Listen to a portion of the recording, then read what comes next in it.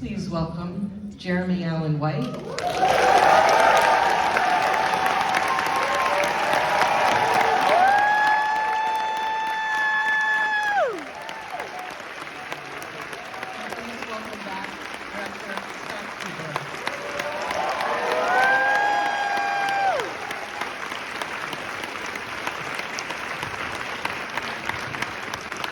Just to ask you if you remember what your first experience with Nebraska was.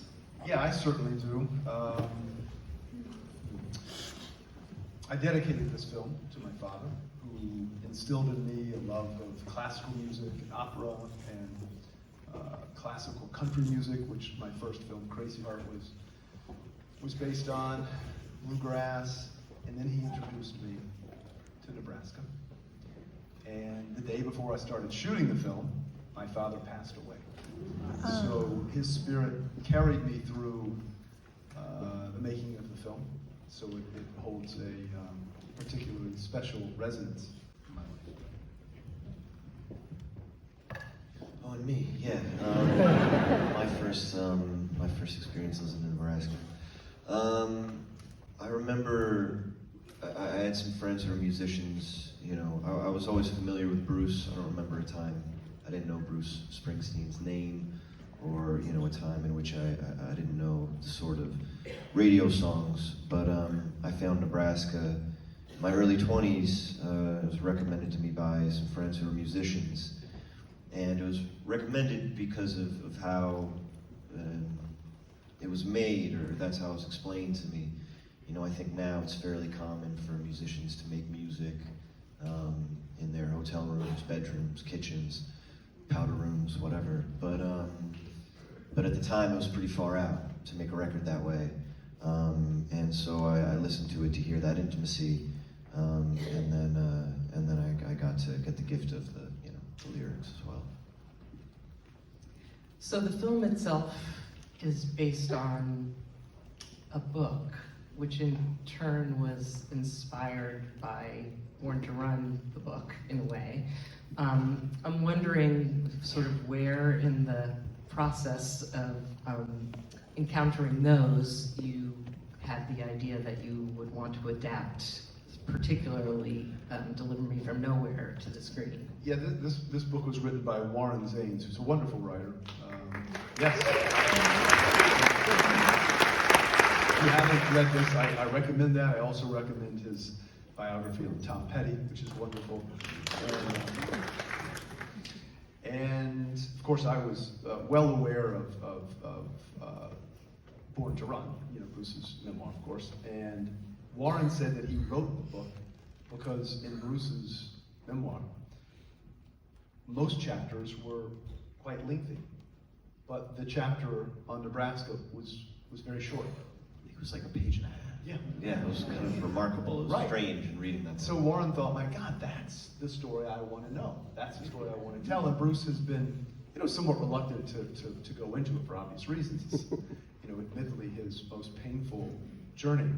So then I get an email from my producing partners, Ellen Goldsmith-Vein and Eric Robinson, who are wonderful producers. And I think the heading was Nebraska, and it simply said, are you a fan of Bruce Springsteen's Nebraska? And I knew them a little bit socially, and I wrote back, who isn't? And that started a discussion. I met with Warren, and we both knew, of course, that Bruce was reluctant. I think since 1986, he might say otherwise, but I think it's the truth. He's always said no to any type of film about his life that isn't a documentary. And Warren and I met. I flew to New Jersey. I sat down with Bruce and Jon Landau and Warren at Bruce's house, which is, as you might expect, quite intimidating. But literally 2 or 3 minutes into the conversation, you know, so often you're told, don't meet your heroes because they will never live up to those expectations.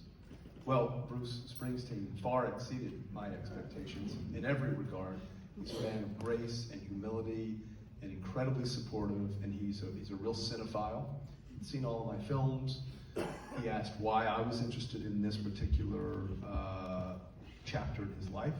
I told him that I didn't particularly see the merits of a traditional biopic for Bruce, of a cradle to present day. I felt that we'd seen that genre, I think, done many times quite well, but wasn't something that interested me. I mean, I had been interested in, I was asked at one point to make a movie on Elvis, but I thought, well, if I could make a movie on the last day in Elvis's life, that would interest me. I don't think anybody would want to see that, but it's certainly something that would interest me. So I said, Bruce, I feel like there's a real story here it's about, you know, psychological drama, about the art of creation. And I think it can really give voice to particularly men who often don't give voice to their pain, don't know how to get the help they need, don't understand what it is that they're suffering through. And of course, I never wanted this in any way to be a message movie, but I thought it was important that people who were just casual fans of Bruce understand exactly what he was going through, which gave us, you know, one of the best records in the last 50 years. And that's really how it started. And it just kind of took off from there. And here we are in Alice Tully Hall.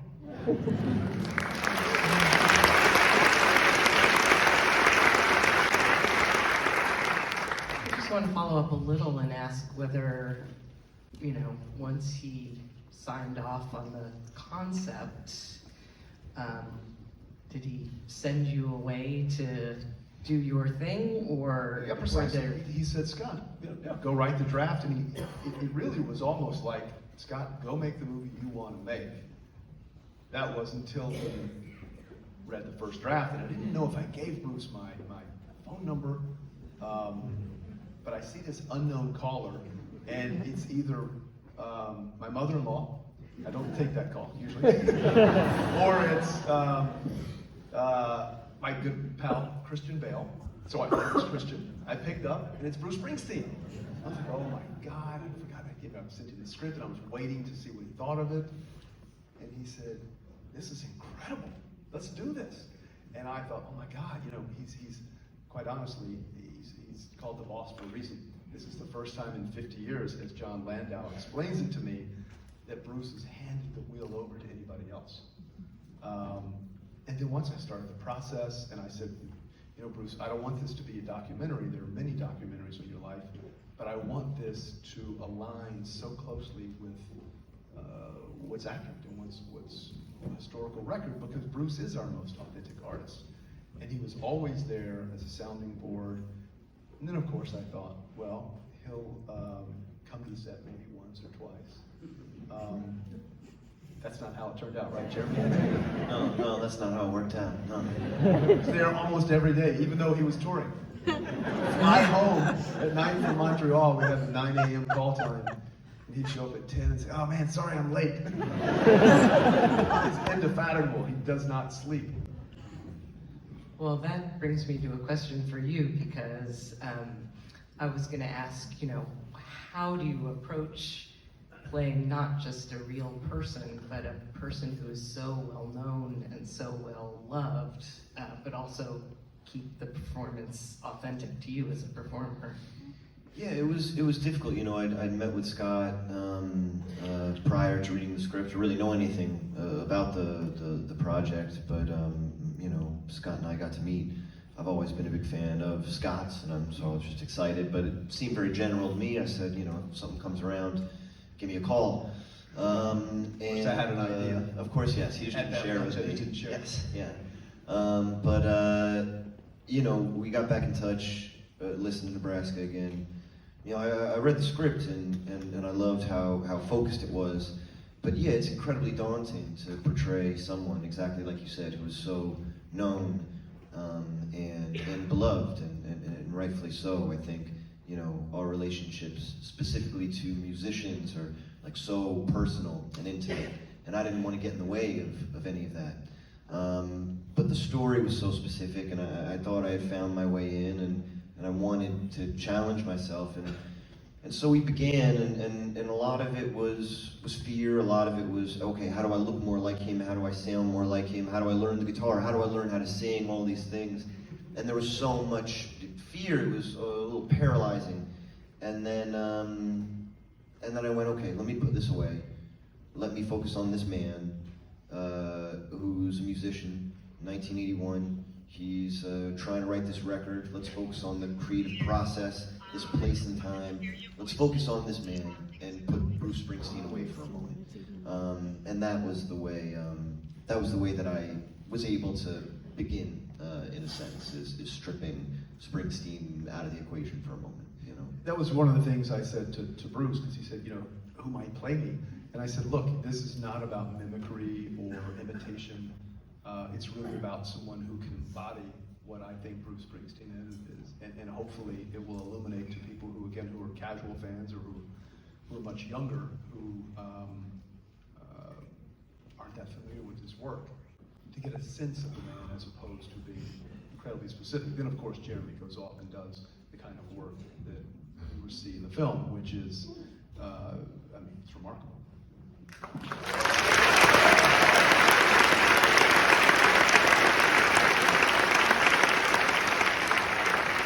Did you always know and plan that you would use Jeremy's voice when he appears on screen, or how you would mix the two together? How did we get there?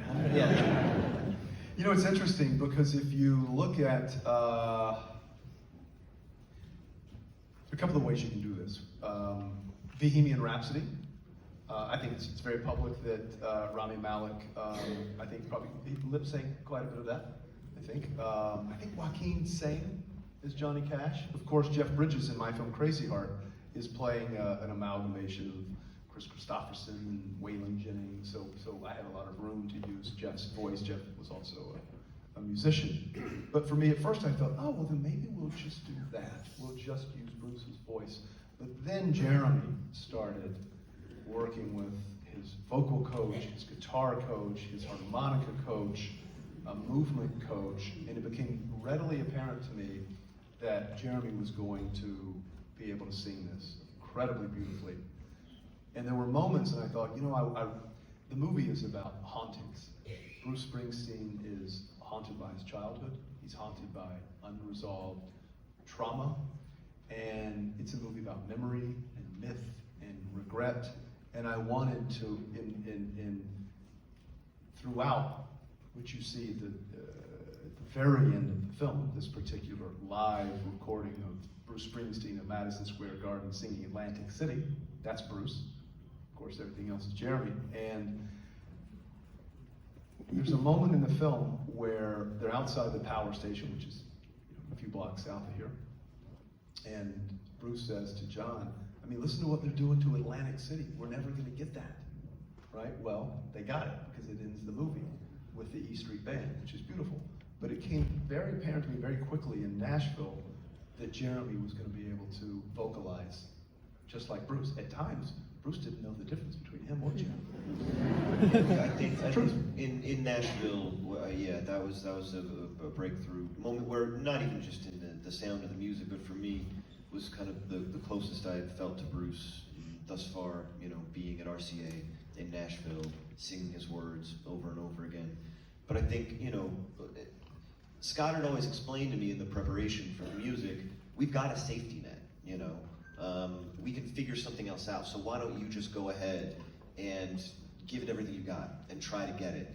And so I was able to sort of like enter the arena and work with these amazing people who were helping me train with the thought that, all right, someone will save the day if it's necessary. And I think that allowed me to go all the way. I think if I knew that it was on me the whole time, it might not have worked, you know. So hopefully it was very freeing, but in the end,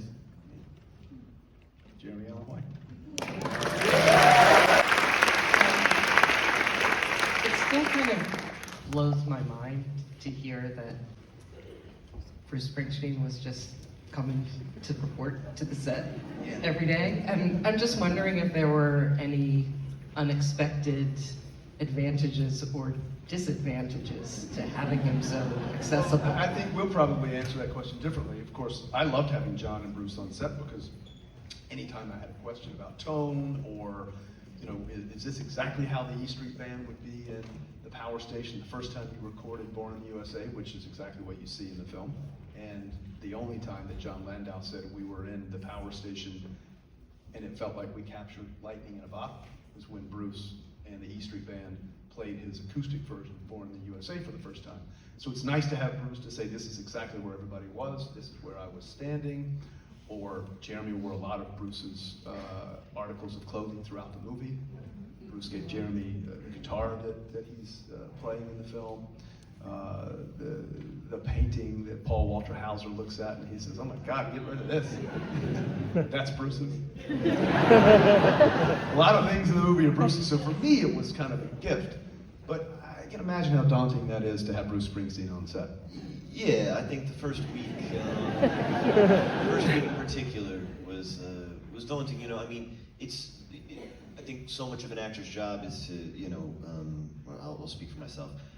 When I arrive on a set, I'm like, how do I not appear like a fraud? Because that's what I am. We're in this environment where there's cameras everywhere, there's all this stuff going on, and you have to try and make something like honest and real happen in the moment, at the right moment, when it's supposed to happen. And it's a difficult and delicate thing to do sometimes. And then when I was seeing the man that I was portraying kind of in the corner over there, as I was trying to have an honest moment, it was a bit of a battle that I had going on. But as time went on, you know, I got more used to Bruce being there as often as he was, and I realized something, which was that, you know, in the beginning all your insecurities are gone, you know, and I thought, he's here to correct me. He's here to correct Scott. He's here to pick something apart. We're doing something wrong here, and he's babysitting us or something. And the truth is, you know, he was there to support us and to give us permission, and to give me permission. I remember very early on, after those Nashville recordings, Bruce listened to, I think it was maybe Mansion on a Hill was the first one he had listened to, and it was my singing. And he said, you sound good. You don't sound just like me, but you sound like me. You're making the song your own. And I want that to be what this process of making the movie feels like. And so to have him, and have his grace, and have his permission the whole time, and have him as a guide to make sure that I was never getting too far away from the truth, or that Scott, or that any of us in the crew were getting too far away from the truth. I think that was very, very important, and now I'm very grateful that we had him around as much as we did.